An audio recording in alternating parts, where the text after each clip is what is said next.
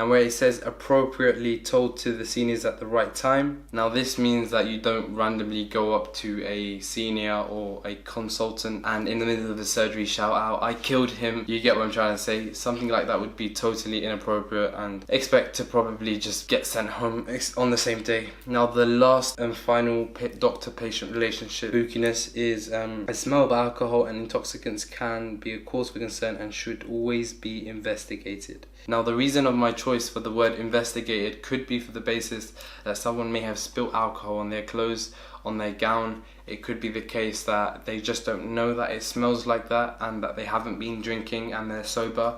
So it's important that you investigate, you don't assume. The moment you start assuming you're affecting the team morale, you're affecting everything. And essentially, if the foundation, if the connection between the peers and the colleagues are not intact, especially in the medical environment, it can lead to mistakes, it can lead to deaths, and the slogan, "You won't be able to save our NHS." So stay home. So anyway, I believe that's it. So we'll get on to two more sections. I believe we have the GMC section left, and we have let's get on to the next video. If you have very minimal time, I have an ebook that is present in the link description, and that's my killer tips. Essentially, I explained them in the video, but there are some tips in there that I haven't really explained. Basically, catch you guys on the other side. Why is it hard for me?